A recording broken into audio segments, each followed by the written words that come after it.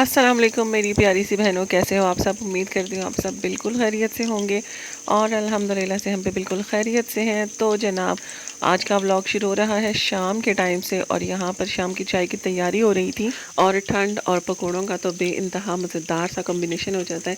तो सर्दियाँ तो काफ़ी शुरू हो चुकी हैं और सही तेज़ सर्दी पड़ रही है और बिल्कुल ड्राई सर्दी है। आप लोग भी ज़रूर बताइएगा कि आप लोग कौन कौन सी सिटी से देख रहे हैं और सर्दी की क्या सूरत हाल है वहाँ पर। यहाँ पर तो बेइंतहा शदीद सर्दी है, ठंडी ठंडी हवाएं और बस बहुत ज़्यादा ठंड। तो यहाँ पर जनाब बनाते हैं हम पकोड़े, और क्योंकि शाम की चाय के साथ कुछ लोगों को अच्छा ही लगता है खाने को, दिन का खाना हम खाते नहीं है, तो फिर शाम की चाय के साथ मैंने पकोड़े बना लिए। और हमारे घर में जो मिक्स पकोड़े होते हैं वो ज़रा कम ही पसंद किए जाते हैं, इस तरह के ज़्यादा पसंद किए जाते हैं, तो फिर यही बनते हैं ज़्यादातर। और बस जितनी गुंजाइश थी ना कढ़ाई में मैंने सारे डाल दिए। मैंने कहा बस घुसते जाओ अंदर फटाफट से और पक जाओ जल्दी से सारे। और जनाब पकोड़े हों और ग्रीन चटनी ना हो ऐसा तो हो नहीं सकता, तो साथ ही यहाँ पे बना ली थी हरी चटनी। और आज बच्चों ने दिन को रोटी भी नहीं खाई थी, तो इसलिए फिर मैंने थोड़े ज़्यादा बनाए थे कि ना उनका पेट ज़रा फुल हो जाए। और इसके बाद फिर जनाब हमने शुरू की रात के खाने की तैयारी, क्योंकि खाना पकते पकते टाइम हो जाता है, फिर मैंने किचन भी साथ ही साफ़ करना होता है। आज मैं बना रही थी वेजिटेबल और चिकन का मिक्स करके पुलाव, बस देसी और चाइनीज़ स्टाइल का मिक्स करके ही बनाया है। तो मसाले वगैरह मैंने इतने तेज़ नहीं रखे, तो बस लाइट से मसाला वाला बनाया। और सबसे पहले मैंने जो अदरक लहसुन होता है ना उसको ऑयल में डाल के थोड़ा सा भून लिया था। और जनाब यहाँ पे मैंने साथ चिकन भी बॉईल करके रख ली थी, और बॉईल करने के बाद मैंने इसको ना बड़े बड़े से पीस में तोड़ लिया था, तो ताकि ना जब खा रहे हो तो प्रॉपर पीस किसी के पास आ जाए, क्योंकि बहुत छोटा तोड़ो ना तो फिर तो चावलों में गुम ही हो जाती है, मिलती किसी को भी नहीं है और पता नहीं कहाँ जाती है। तो बस इसको अब मैं डाल के थोड़ा सा ना फ्राई कर लूँगी ताकि इसकी ना स्मेल वगैरह भी ख़त्म हो जाए। और उसके बाद इसमें मैंने थोड़ा सा सोया सॉस और बाकी खुश्क मसाले अपनी मर्ज़ी के जो डालने थे, कुटी हुई लाल मिर्च और थोड़ा सा मैंने ओरेगनो डाला था, और साथ मैंने ज़ीरा भी डाल दिया था, और खुश्क धनिया जो होता है सूखा पिसा हुआ धनिया वो भी डाल दिया था, और थोड़ी सी मैंने लाल मिर्ची पिसी हुई भी डाली थी। तो ये सब कुछ डाल के इसको भून लिया था। उसके बाद फिर मैंने जो सब्ज़ियाँ काट के रखी थी वो डाली, और फिर जब सब्ज़ियाँ हल्की सी फ्राई होगी ना, सब्ज़ियों को मैंने नरम नहीं किया था बिल्कुल भी, उसी तरह सख्त सख्त रखा था, कच्चा कच्चा। तो फिर उसमें पानी डाल के बॉईल दिया और उसमें चावल डाल के, तो बस जनाब तैयार हो गया मज़ेदार सा हमारा वेजिटेबल पुलाव। और ये जनाब बनाने लगी हूँ ये जो कैनवास मंगवाए थे, इनमें दो साइज़ थे, एक 6x6, एक 8x8। 8x8 के लिए मैंने कुछ और सोचा, तो 6x6 के लिए मैंने कहा ये बेडरूम में जो बेड वाली वॉल होती है ना उस पर लगाने के लिए कुछ बनाऊँ। तो फिर मैंने फाइनल ये वाला किया था। तो ये मैंने इस तरह से पेज पे लिख लिया है, और ये इस तरह से लगेगा कि ये इस तरह से है। और अब इसको पेज पे मैंने लिख लिया, अब इसको कैनवस पे ट्रेस करते हैं पेज से। मैंने कहा कैनवस ख़राब ना हो, क्योंकि रेस वगैरह भी करना पड़ जाता है, तो इसलिए मैंने पेज पे लिखा है। अब इसको ट्रांसफ़र किस तरह करूँगी ये मैं आप लोगों को दिखाती हूँ। और बस जनाब खाना शाना खा के फिर फ्री हो गए थे और टाइम बचा हुआ था मेरे पास, तो मैंने कहा चलो आज ये वाला काम शुरू कर लेते हैं, क्योंकि काफ़ी दिनों से मैं सोच रही थी इसको करें करें, लेकिन मौका ही नहीं मिल रहा था। तो आज फिर हिम्मत करके मैंने खोल ही लिया, और यहाँ पर मैं बना रही थी अपनी जो बेडरूम की बेड वाली वॉल होती है ना उसके लिए कुछ डिकोर करने के लिए उसको। तो मैंने फिर ये वाला डिज़ाइन फाइनल किया था, इंटरनेट से ही मैं ढूंढ रही थी कुछ अच्छा सा, लेकिन मेरे जो कैनवस है वो काफ़ी छोटे थे, तो उस पर एक एक वर्ड वाला ही कुछ आराम से आ सकता था, वरना बहुत ज़्यादा ना अजीब सा खिचड़ी सी बन जाती। तो फिर मैंने ये वाला फ़ाइनल किया था। तो जनाब इसको मैंने पेज पे अच्छे से लिख लिया, और इंटरनेट से पिक्चर देख के तो मैंने देख देख के ट्रेस कर लिया था, और कोशिश की थी कि अच्छा ही लगे।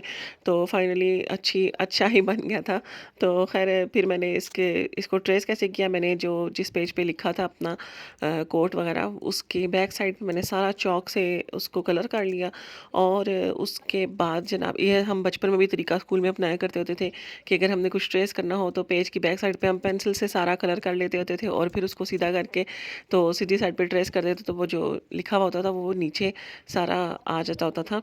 तो सेम उसी तरह से ही हमने चॉक का यूज़ किया है, क्योंकि पेंसिल का यूज़ करने से काफ़ी लंबा टाइम लग जाता, और पेंसिल के ना फिर जो दाग है ना वो भी पड़ जाते कैनवस पे, लेकिन चॉक का जो सा था वो दाग वगैरह कैनवस पे नहीं पड़ा था, और बड़ी इजीली ये ट्रेस हो गया था। हालांकि नीचे कपड़ा था और ना मुझे थोड़ा सा मसला हो रहा था कि पेज फटता जा रहा था जहाँ से मैं पेंसिल से प्रेशर लगा रही थी, तो फिर मैं नीचे ना हाथ वगैरह रख के तो कर लेती थी। तो लेकिन ख़ैर जो फाइनल हुआ वो अच्छा बन गया, थोड़ी-थोड़ी सी लाइन्स बन गई थी, उसके बाद फिर मैंने दोबारा से उसको ट्रेस कर लिया सही तरह से पेंसिल के साथ, और उसके बाद जनाब मैंने इसको एक्रिलिक कलर से पेंट कर लिया था। तो बस जनाब यहाँ पे ट्रेसिंग का काम कंप्लीट हो चुका है, और अब हम करने लगे थे पेंट। और पेंट करने के लिए मैंने पेंट्स तो मंगवा लिए, मुझे ब्रश मंगवाना याद नहीं रहे, और घर में पड़े हुए थे, मैंने कहा इनसे काम चलता रहेगा, लेकिन मैंने इनकी सूरत हाल देखी ही नहीं थी, क्योंकि मिस अनाया इनको यूज़ कर रही थी, और इनके जो ब्रेसल्स हैं ना उनके मुँह फट चुके थे, इतना इस्तेमाल हुए थे ये बेचारे। तो खैर फिर भी मैंने कहा चलो अब और कुछ तो है नहीं, अब शुरू किया काम, इसको ख़त्म करके ही दम लूँगी, एक दफ़ा रख दिया ना तो फिर ये पड़ा ही रहेगा। और फिर मैंने कहा चलो इसी से लिखें, इसका ब्रश का ना आगे से ब्रेसल्स वगैरह बहुत ज़्यादा ख़राब हुए हुए थे, बिल्कुल ही मुँह फटा हुआ था इसका। ख़ैर फिर मैंने लिखना शुरू किया, तो जहाँ से मैं रिपीट करती थी ना वहाँ पर तो सही मोटा स्ट्रोक बन जाता था। तो ख़ैर फिर अल्लाह अल्लाह करके कंप्लीट हो ही गया फाइनल, और उसके बाद फिर मैंने इसको पूरी रात ड्राई होने के लिए रखा था। और बस अपने स्कूल टाइम के बाद अब दोबारा से जाके ये काम वगैरह सारे शुरू किए हैं, पेंटिंग वगैरह। डीआईवाईज़ बीच में काफ़ी सारी करती रही हूँ, लेकिन इस तरह के पेंट्स यूज़ करके और ये सब चीज़ें यूज़ करके करना छोड़े हुए थे बिल्कुल ही। और आगे भी मेरे ज़हन में काफ़ी सारे आइडियाज़ हैं, और उनमें से कुछ मैंने कुछ की चीज़ें भी ला के रखी हुई हैं, तो इंशाल्लाह मैं आपके साथ शेयर करूँगी। और अगर आप देखना चाहते हैं कि बिल्कुल बजट में रह के हम अपने घर को किस तरह से डेकोरेट कर सकते हैं, तो चैनल को सब्सक्राइब कर लें जल्दी से, क्योंकि आगे इंशाल्लाह मैं आपके साथ काफ़ी काफ़ी सारे आइडियाज़ शेयर करती रहूँगी। और बस जनाब यहाँ पे मैंने यूज़ किए एक्रेलिक पेंट्स, और ब्लैक कलर यूज़ किया है, और ब्रश वगैरह का कोई मुझे वो नहीं याद, मेरे ख्याल में 2 नंबर का ब्रश था, क्योंकि यही था मेरे पास। और ब्रशेज़ का वैसे मुझे इतना कोई ख़ास वो भी नहीं है कि कौन से यूज़ करने चाहिए और कौन से नहीं, जो मिल जाता है वो यूज़ कर लेते हैं। और मैंने कहा आप लोगों के साथ शेयर कर दूँ, अगर किसी को पूछना हो कि क्या-क्या यूज़ किया। और कैनवास यूज़ किए हैं, 6 बाय 6 का कैनवास है ये। और साथ ही जनाब एक्रेलिक कलर जो मैंने यूज़ किया है ना, पहले मैंने ऐसे ही बिल्कुल ऐसे ही पेंट यूज़ करना शुरू किया था, लेकिन फिर वो बहुत ज़्यादा थिक था, तो फिर मैंने उसमें थोड़ा-सा पानी डाला कि वो थोड़ा-सा ना उसका टेक्सचर जो है ना वो थोड़ा-सा वाटरी हो जाए, तो फिर ना ईज़िली ये लिखा जाए मुझसे। तो जनाब यहाँ पे बस ये ऑलमोस्ट तैयार हो चुके हैं, और इसके बाद फिर मैंने इनको पूरी रात ड्राई होने के लिए रखा था, और फिर अगले दिन मैंने इनके ऊपर वार्निश का एक कोट कर लिया था अच्छा सा। और वार्निश का कोट करने से ना जो कैनवस का कलर है वो थोड़ा सा ना येलोइश सा हो गया था। तो मुझे नहीं पता कैनवस पे वार्निश करना चाहिए या नहीं करना चाहिए, लेकिन मैंने यही सुना था कि वार्निश के कोट से ना आपकी चीज़ बड़ी प्रोटेक्ट हो जाती है, जो पेंट वगैरह या कुछ भी इस तरह की चीज़ हो ना, तो वो ख़राब नहीं होती। तो फिर मैंने इसलिए कर लिया था, और खैर इतना बुरा भी नहीं लग रहा, और जो राइटिंग है वो भी थोड़ी सी शाइन करने लग गई है।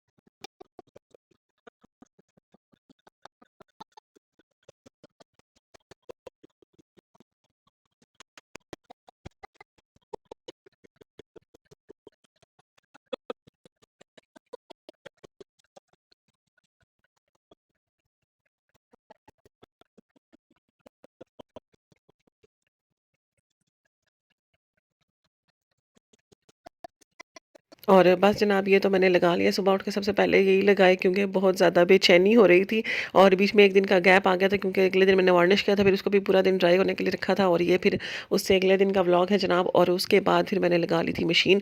और